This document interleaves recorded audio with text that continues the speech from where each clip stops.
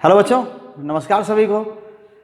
बच्चों, हम लोग पिछली वीडियो में बात किए थे स्प्रिंग्स, कपल्ड स्प्रिंग्स के बारे में, या कंबाइंड स्प्रिंग या आप जॉइंट स्प्रिंग भी लिख रहे थे।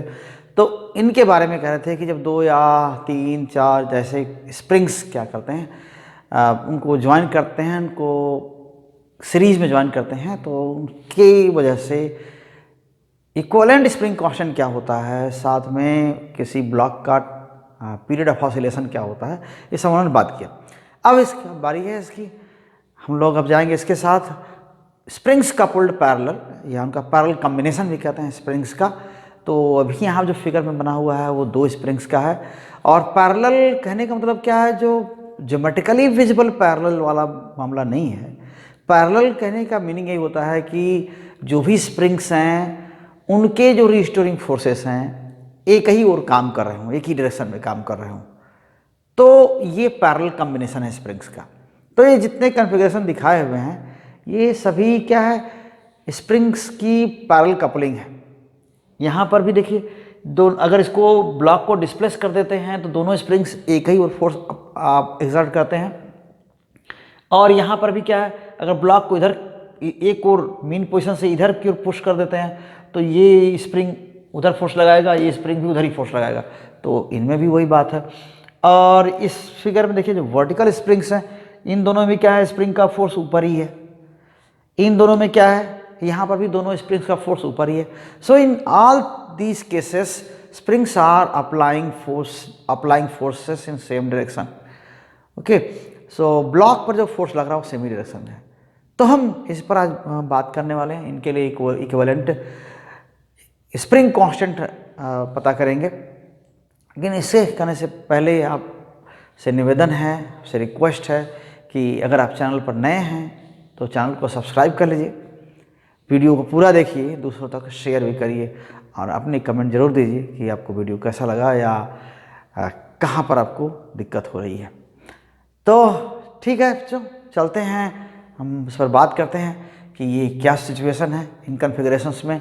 कोई ब्लॉक, ये ब्लॉक क्या है, इसका मास मान लेते हैं m मास का ब्लॉक है, और ये ब्लॉक पर बाकी अभी नए फार्मूले कोई ड्राइव करने की ज़रूरत नहीं है, हम पहले जो जानते हैं उनकी हम बात करेंगे।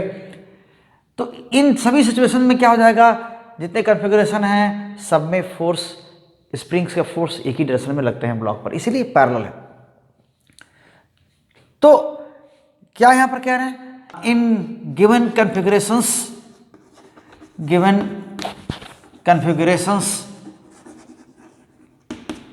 both springs are applying force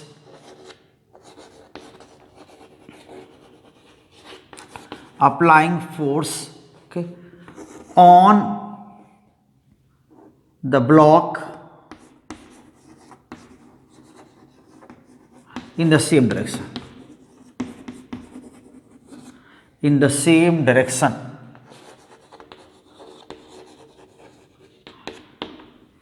तो इसमें क्या हो सकता है,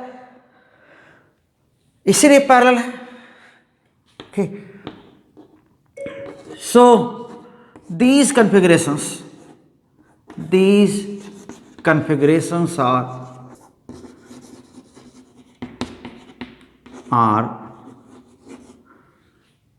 parallel combinations. Okay, parallel combination of springs.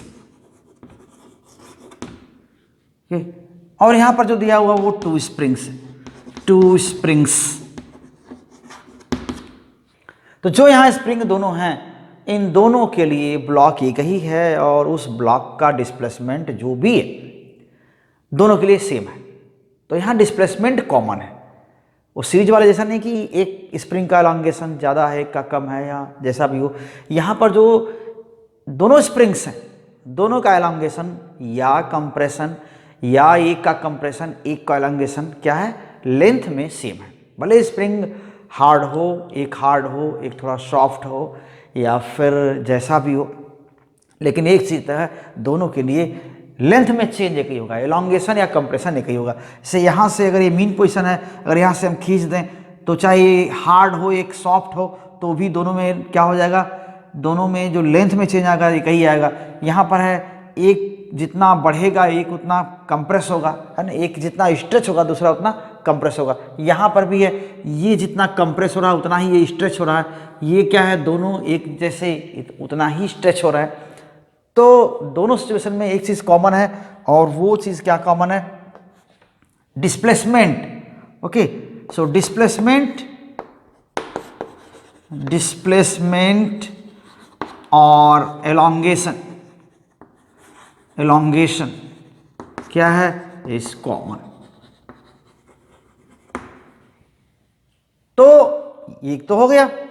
हाँ, स्प्रिंग्स का spring constant K1 K2 K1 K2 K1 K2 इनके स्प्रिंग कांस्टेंट्स हैं।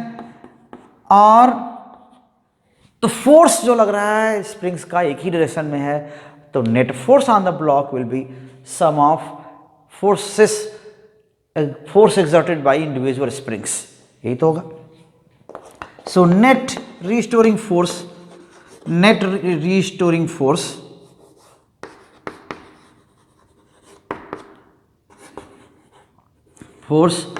will be equal to sum of, अब वेक्टर सम भी कह सकते हैं लेकिन यहां पर सीधा है सम, अभी हम वो बात नहीं करने जा रहे हैं, तो फिर भी फिलहाल लिखते हैं, बाकी एप्लीकेशन में देखा जाएगा। तो equal to sum of force exerted by individual springs। तो ये दो चीजें तो बहुत कॉमन हैं, स्प्रिंग कांस्टेंट्स अलग हैं। अगर spring constant may be different और same, okay, spring constants may be same or different, ये तो कुछ भी हो सकता है। तो अभी हम देखते हैं किसी केस में इन सब में एक ही कंडीशन है, सब फोर्स एक ही डायरेक्शन में लग रहे हैं दोनों के, तो उनके फोर्सेस क्या,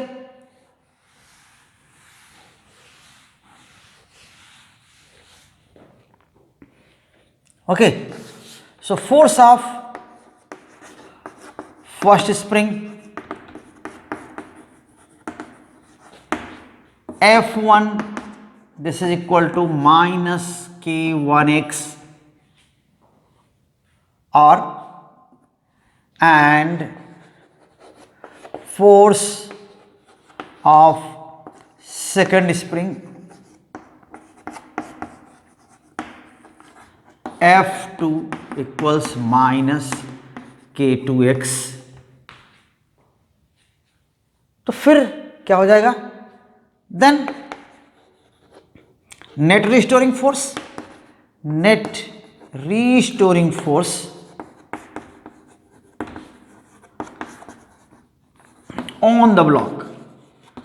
on the block, this is F equals F1 plus F2 and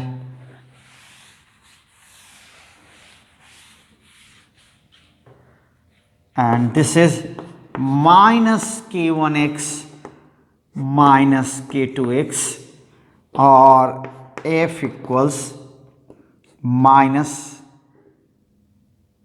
K1 plus K2x। So combined spring, ये K1 K2 क्या रिप्रेजेंट करता है, तो कंबाइंड स्प्रिंग के लिए डिस्प्लेसमेंट भी।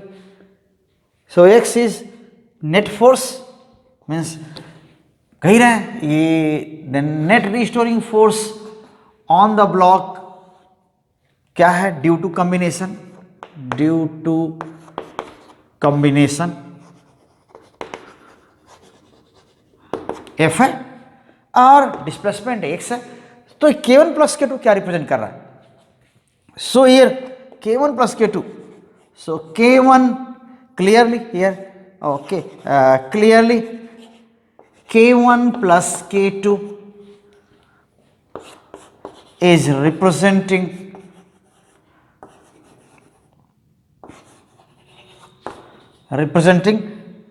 equivalent spring constant, equivalent spring constant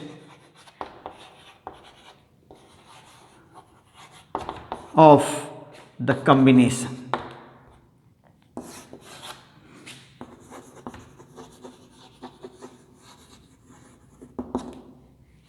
So K equivalent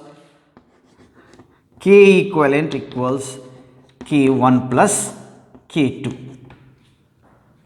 और ऐसा ही अगर कई स्प्रिंग्स हैं तो मोर देन 2 स्प्रिंग्स के लिए, okay, for parallel combination of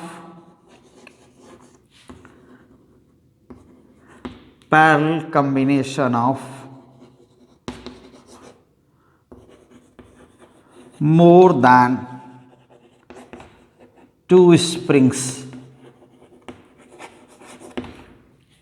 कितना हो जाएगा? K equivalent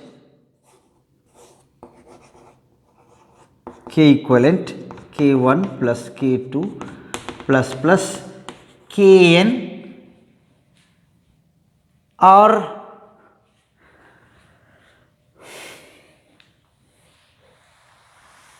तो एक कंडीशन तो ये होगी, आप इसको आप यहां कह सकते हैं एक कंडीशन 2 स्प्रिंग्स के लिए ले आए। ये क्या है? n स्प्रिंग्स के लिए जो पैरेलल है उनके सभी के रिस्टोरिंग फोर्सेस एक ही डायरेक्शन में है, ये उसके लिए है। अगर आइडेंटिकल स्प्रिंग्स हैं, n आइडेंटिकल स्प्रिंग्स हैं, तो क्या हो जाएगा? इफ स्प्रिंग्स आर आइडेंटिकल, तब क्या हो जाएगा?